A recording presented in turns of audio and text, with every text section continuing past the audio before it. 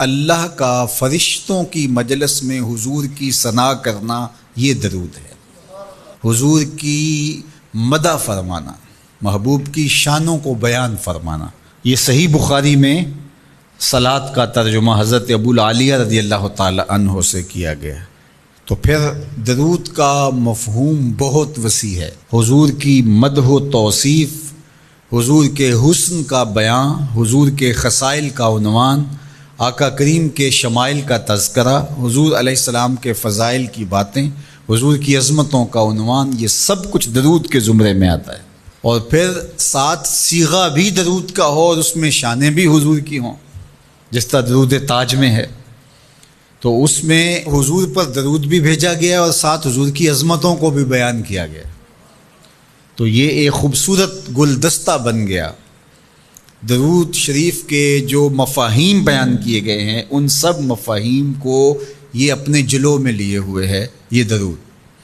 تو کثرت کے ساتھ حضور علیہ السلام پر درود پڑھنے کی تلقین فرمائی گئی۔ حضرت ابی بن کعب رضی اللہ تعالیٰ عنہ فرماتے ہیں کہ آقا کریم نے ترغیب دی درود شریف پڑھنے کی، باقی امور اور عبادت، ذکر فکر تو میں نے عرض کی، ارشاد فرمائے کہ میں آپ پر کس مقدار میں درود پڑھوں، کتنا وقت، کتنا درود پڑھوں؟ تو آقا کریم نے فرمایا ماشیتا، جتنا تم چاہو۔ فرماتے ہیں میں نے کہا میں چوتھا حصہ درود پڑھوں گا، باقی 3 حصے دیگر عبادات اور دیگر وظائف اذکار بجا لاؤں گا۔ فرمایا جس طرح تم چاہو، جو تمہاری مرضی، لیکن اگر درود کی مقدار کو بڑھا دو تو تمہارے لیے بہتر ہوگا۔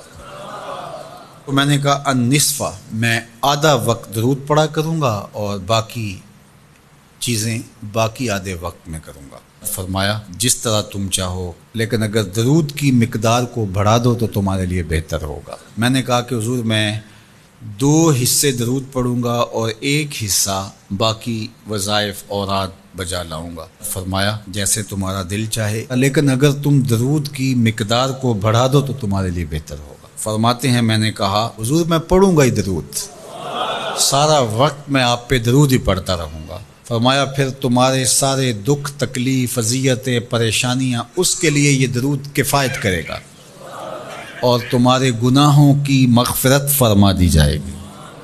تمہاری پریشانیاں، تمہاری اذیتیں، تمہارے دکھ، دور موجود میں لفظ بولا جاتا ہے ٹینشن، تمہاری ساری ٹینشن، تمہارے سارے معاملات حیات کی بے ترتیبیاں، پریشانیاں، دکھ، اذیتیں، سب کچھ ختم ہو جائے گا۔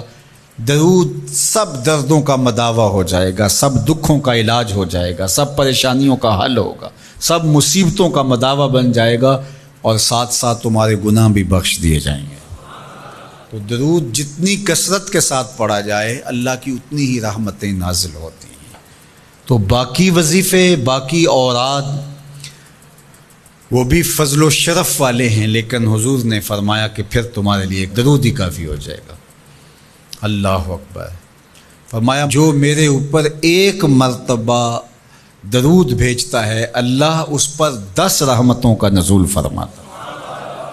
اور ایک حدیث میں آیا جو 1 مرتبہ میرے اوپر درود بھیجتا ہے اللہ اس کے 10 گناہ معاف کرتا ہے، 10 درجے بلند کرتا ہے اور 10 رحمتوں کا نزول فرماتا ہے۔ تو درود پڑھا حضور پہ کام اپنا بن رہا ہے۔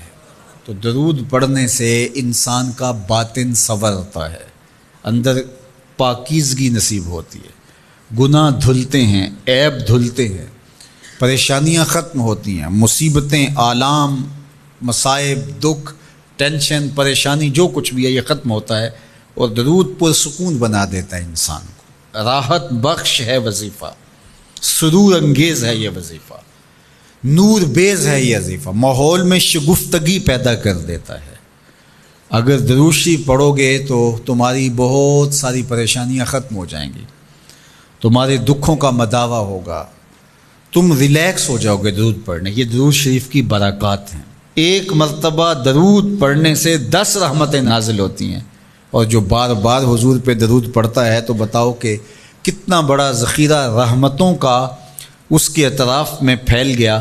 تو اس لیے کثرت کے ساتھ درود پڑھنا چاہیے۔ حضور علیہ السلام نے یہ بھی ارشاد فرمایا کہ جو میرے اوپر درود پڑھتا ہے میرے اوپر لازم ہے کہ میں اس کی شفاعت کروں گا۔ شفاعت رسول کے حصول کا ذریعہ درود بنتا ہے، چونکہ ہمارا آسرا ہی حضور کی شفاعت ہے۔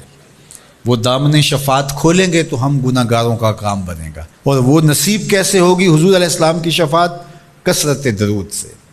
یہ بھی ارشاد فرمایا آقا کریم نے، قیامت کے دن میرے سب سے زیادہ قریب وہ ہوگا جو کثرت کے ساتھ میرے اوپر درود پڑھنے والا ہوگا۔ تو حضور کی قربت کا ذریعہ بھی درود ہے۔ کون سا مومن ہوگا جس کو حضور کے دیدار کا شوق نہیں ہے؟ کثرت درود کی برکت یہ ہے کہ حضور کا دیدار نصیب ہوتا ہے۔ حضور کا دیدار نصیب ہو جائے تو بتاؤ اور کیا چاہیے۔